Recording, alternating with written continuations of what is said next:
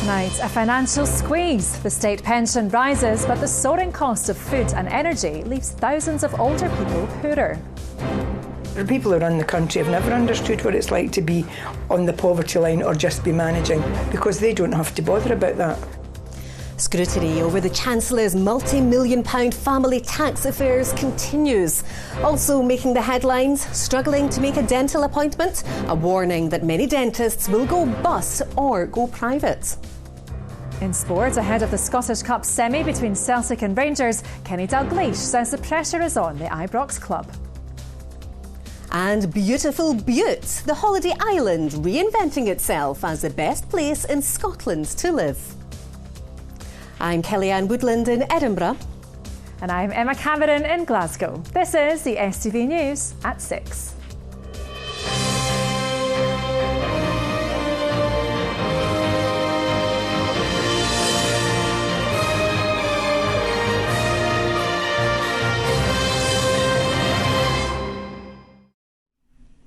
Good evening. If you're on the state pension, you're getting a bit more of it from today, but it probably won't go very far.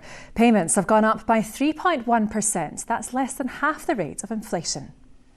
Charities working with older people in Scotland say 150,000 pensioners are already living in poverty, and they're calling for more to be done to help them. Here's our senior reporter, Gordon Cree. At the Ladywell Neighbourhood Network in Livingston, it was the weekly film club today. They were watching a musical, but the talk of their energy and food bills was more of a horror story.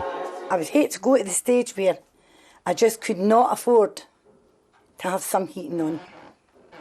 And that's the way it's looking. I noticed last week some of the things were up 50%, some things were up £1 a time, so it's... So I've just starting to watch now what I'm buying. The increase in the basic state pension works out at £4.25 a week. Not much in and of itself, but with the price of almost everything rising relentlessly, many pensioners, far from being better off, will end up poorer. Hundreds of thousands of pensioners are living a week-to-week existence, and that, campaigners say, needs immediate action. One of the things that can happen in the very short term is putting more money in people's pockets.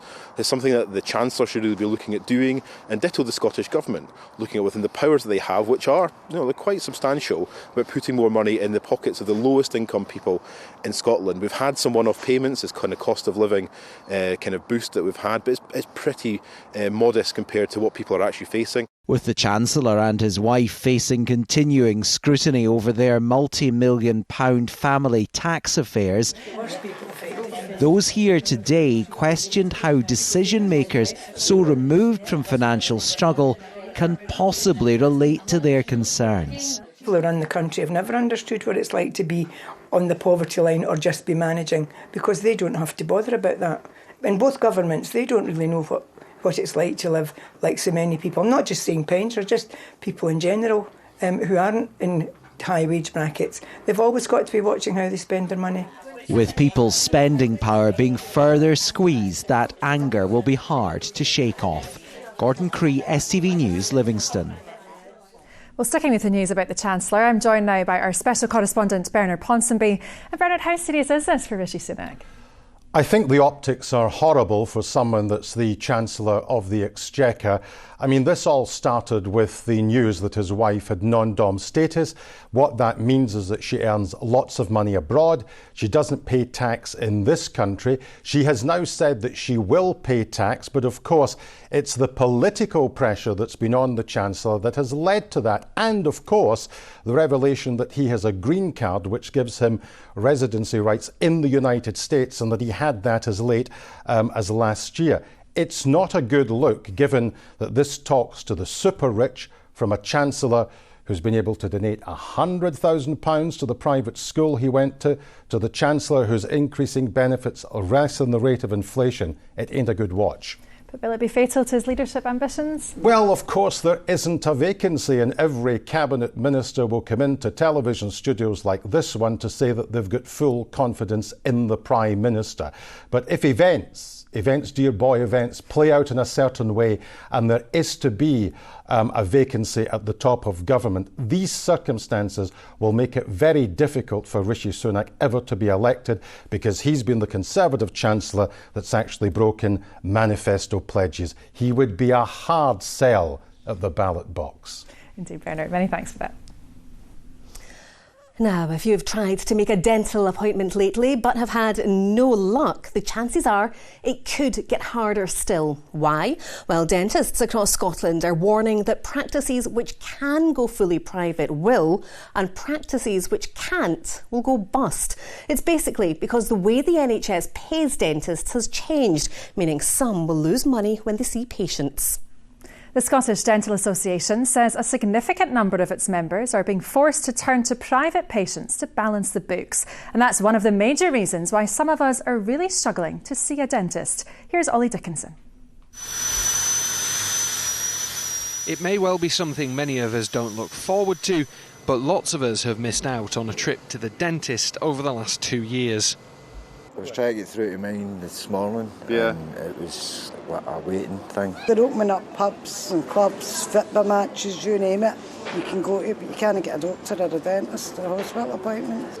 I'm still looking for the dentist appointment. I've never heard a thing. Well, I phoned mine the other day and they told me that it would be a few weeks before the letters came out. Troubled to get some appointments, initial kind of 18 months. I think the first appointment I actually got was the start of the year. So the treatments I've needed, I've not been able to get, so they had to extract a tooth because I couldn't get fillings. Like many dentists, this one in Fife is playing catch-up after the COVID-19 pandemic. And whilst cavities, root canals and everything in between are back on the agenda, treating them all comes at a cost. We use the term NHS dentist, but dentists aren't actually directly employed by the NHS. We're actually self-employed contractors, and we're paid based on item of service, which basically means that the practice gets money for the treatments that you do. If you do one filling, practice gets money for that, check-up, money for that, no patient in the chair, nothing at all. And the NHS only pays certain set amounts for certain work, but dentists say in many cases that isn't enough to cover their costs, never mind make a profit. There's actually a significant number of procedures in the SDR which, under common circumstances, can result in a net loss for the practice. Increasingly now, metal-based dentures, labs, even if you can find a lab able to make an NHS denture, the lab cost for the metal work alone exceeds what the NHS fee is. You have to do it when you have to do it, but it's clearly not a sustainable business model. The Scottish Government recently announced changes to the funding provided to dentists, increasing the amount paid for certain treatments. Despite this, some say the changes don't go far enough to keep many in the profession or attract new dentists to take up the role. The numbers of graduates who've got no intention of coming into NHS general practice in the first place is astonishing. The number of associate jobs on offer right now is, it's unprecedented. Practice owners suffer because they can't find dentists. Patients suffer because they can't find dentists. The government doesn't seem to have grasped yet that, I keep coming back to, they've got to make an offer to dentists to make it an appealing career prospect once again. With the pressure on dentistry services rising after nearly 2 years of pent-up demand, the future for the industry looks uncertain. Most likely you'll see a gradual sort of phase down of high street NHS services. You'll see fewer and fewer NHS appointments till eventually you hit a point where a practice is going either, as I said before, fully private, or if they're in, say, a more deprived area where that's not an option, they'll just go bust. Ollie Dickinson, STV News. Well, same with health matters, and the NHS in Scotland paid £236 million for bank and agency nurses in a single year. That's according to figures published by Scottish Labour. There are currently over 6,000 nursing and midwifery vacancies across the NHS and care sector. The body representing the front line says the job needs to be made more attractive to boost numbers. And that's why we need to work with Scottish Government and others to make sure that we do everything we can to retain the nurses that we've currently got. And that means both paying them well and making sure they have the best conditions. They've had a horrendous time, both in the NHS and in the care sector over the last couple of years. Member bank staff or NHS staff on NHS contracts, NHS pay, in terms of conditions. Agency staff, yes, I think there's a genuine question about how we reduce that agency staff bill. But please remember also the last 2 years have not been normal. We've had to get staff from wherever we possibly can to help with the really significant pressures that COVID has hit us with. Other stories now, and a man has appeared in court charged with throwing a bottle at a Celtic physio during the recent Old Firm game. 32-year-old Alan Crawford from Falkirk allegedly assaulted Daniel Frail at Ibrox on the 3rd of April. He made no plea at Glasgow Sheriff Court and was granted bail. Women who were forced to give up their babies for adoption have released the 16 recommendations they're calling for from the Scottish Government. The list includes a national apology and record of historic forced adoption experiences. The group believe a full public inquiry is necessary. Now, if you were in New York over the weekend, you'd have been forgiven if you thought you were back home. The roar of pipes and drums and a sea of saltires took over the Big Apple as thousands gathered for the annual Tartan Day parades. It's a celebration of Scottish heritage and culture, and it was led by Inverness actor Karen Gillan. Our reporter Laura Alderman was in the thick of it and sent back this report. This might look like a scene from Scotland, but don't be fooled. This is thousands of miles away on the streets of New York City. Happy Tartan Day! The annual Tartan Day parade celebrates everything about Scotland, and this year it was led by Inverness actress Karen Gillan. She's the second female Grand Marshal in its 24-year history. Is that true? I'm the second. Oh, that's such an honour. That's really cool. And I'm just, this whole thing is like really, really exciting and like, it's just really cool to be in one of my favourite cities in the world celebrating my home country. I had seen a lot of pictures and it did look really amazing. It's something that I honestly would have gone to. So the fact that I'm getting to lead it is completely insane. The Tartan Day Parade started in 1999 and has grown and grown ever since then. Now thousands of people from America and all over the world come to see this. And it's the first parade post-pandemic. I feel great. I mean, we pivoted quickly in 2020. We made a virtual parade together. Then 2021, we did the same thing, another virtual parade, but it's nothing like today. There was a poignant show of solidarity with Ukraine, watched by onlookers from New York and at home. We came to New York to sample a bit of America and now we're sampling more of Scotland. I think that Scots should do this. We should be celebrating our culture back home. A lot of people in America have got like, a lot of sort of cultural connection to Scotland, and it's like you hear about it, but when you see it in the flesh, it's like quite cool. I think it's really fabulous. In America in general, I think the Scottish are very well regarded, in New York in particular. And even Nessie made a surprise appearance. Amidst the pipes and drums came another familiar Scottish tune.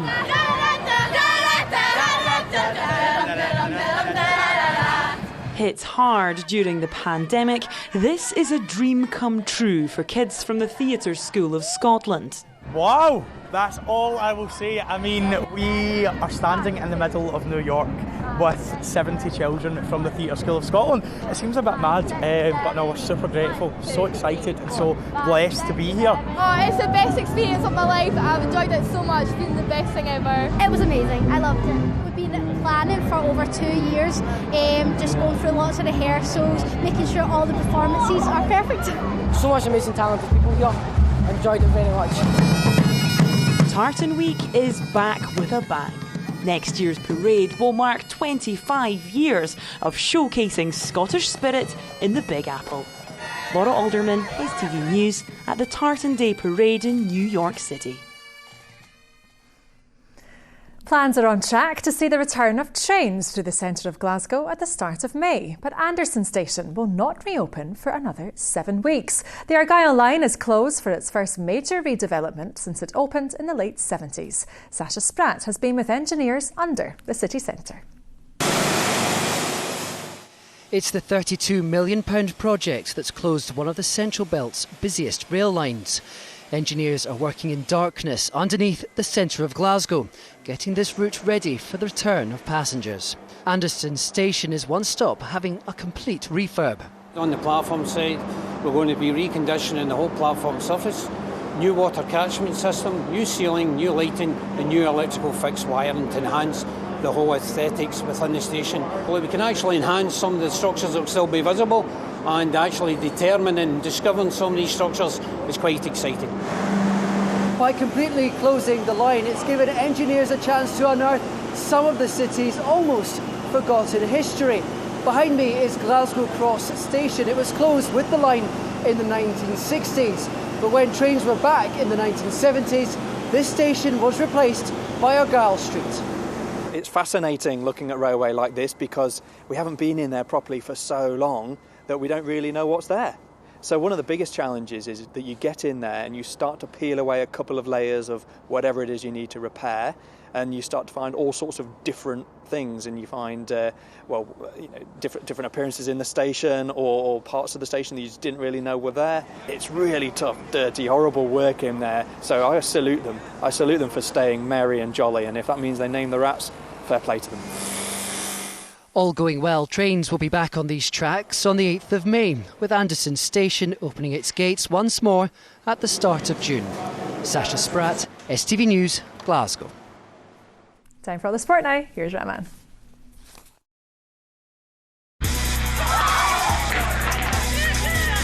Get your fill of the action. STV Sports, sponsored by Papa John's Pizza. Good evening. The final Old Firm derby of the season will take place in the second game after the split. There are Celtic and Rangers remaining fixtures. The Parkhead side, who have a 6-point lead, travel to Ross County first. They end the campaign at home to Motherwell.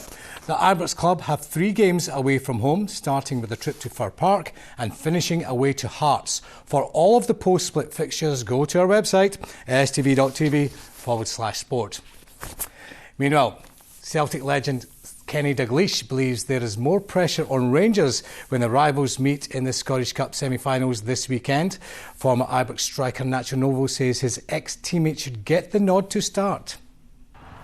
8 days after the last Old Firm derby, and the countdown has begun to the next one in 6 days' time. Kenny Dalglish and Nacho Novo know all about this fixture, and as always, the stakes are very high. There's more pressure on Rangers to win it. I mean, I know they've done really well in Europe and they've got a big game on Thursday. They've lost 2 Old Firm games. They won the first one, lost 2. Do you think Celtic are going to win the treble? They'll just take it as it goes along, and certainly the game on Sundays determine whether it is a positive or a negative to that. Obviously they're the odds-on favourites to win the league. Celtic warmed up for Sunday's showdown with a 7-0 thrashing of St Johnstone with 6 different players on the scoresheet. Following back-to-back defeats, Rangers responded with a 4-0 win over St Mirren yesterday, with Kemar Roof scoring a hat-trick. Stephen Davis made a rare appearance as a sub, and one former fan's favourite would like to see the midfielder start against Celtic on Sunday. He's a great player, and I think still got the passion to play, and still got the engine, to keep going. Yesterday, for example, just come up and perform again. You need to respect every manager's decision he's making, but for me personally, I will play Davis all day long. Philip Hollander could face a spell on the sidelines after sustaining a foot injury. Now, after scoring an injury-time goal to secure Motherwell's place in the top 6, Ricky Lamy says he could perform a U-turn on his Dundee pre-contract and stay at the Steelmen. Lamy's last-gasp header against Livingston earned his team a point and a place in the top half of the table. The defender has agreed a deal to join the Dens Park club next season, but says certain clauses in the contract could change this. Caroline Weir insists Scotland are putting last week's ticketing row behind them and focusing on tomorrow's World Cup qualifier against Spain. It follows the players tweeting messages complaining about the strategy for selling tickets for the match, while Captain Rachel Corsie said they weren't being treated equally. That's behind us now.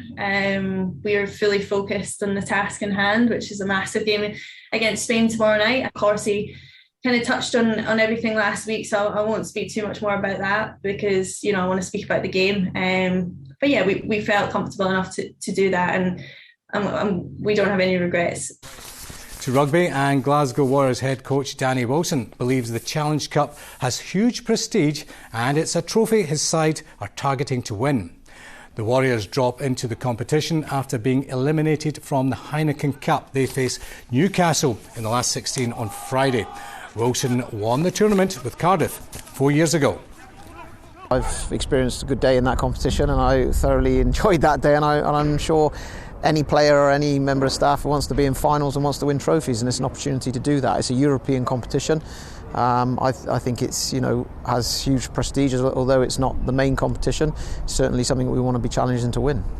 And that, folks, is all your sport tonight. I'll be back here tomorrow. I'll see you then. Get your fill of the action. STV Sports, sponsored by Papa John's Pizza. Well, it's a bit grey and drizzly here in Glasgow today, but let's see how the weather's looking over the coming days. Here's Philip. A light drizzle is coming in from the west.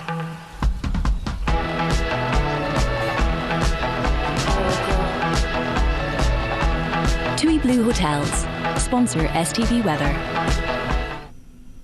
Well, as we head through the rest of this evening and overnight, the moment we're already seeing this next band of rain moving in from the southwest. That will continue to move northeastwards overnight, where we'll see some heavier bursts in the mix. So could hear the odd rumble of thunder and also see some hail. It's moving through quite quickly though, thanks to the strong winds. So through the early hours of tomorrow morning, we will start to see some drier conditions around central and southern areas. With all the wind, the rain and the cloud around though, temperatures aren't dropping too far. Lows tonight of around 5 or 6 degrees Celsius, when last night we were seeing lows of below freezing. Now looking ahead to tomorrow, a grey, damp start to the day. By mid-morning we've got this next feature moving in from the southeast. Again, there will be some heavier bursts in the mix, and it does mean it will be a wet afternoon to come. Despite this though, temperatures are above average for the time of year, reaching highs of 12 degrees Celsius, and that will continue to climb through the rest of the week, and by Friday and Saturday we'll be seeing highs of around 15, possibly 16 degrees Celsius. Looking ahead to Wednesday now, though, we've got low pressure out to the northeast. That's dominating our weather. So further showers across Shetland, Orkney and the Western Isles. Here across central and southern areas, though, the best chance of any drier conditions. Still a lot of cloud around, though. But like I said, temperatures will be remaining mild, possibly seeing highs of 14 or 15. Bye-bye. TUI Blue Hotels sponsor STV Weather.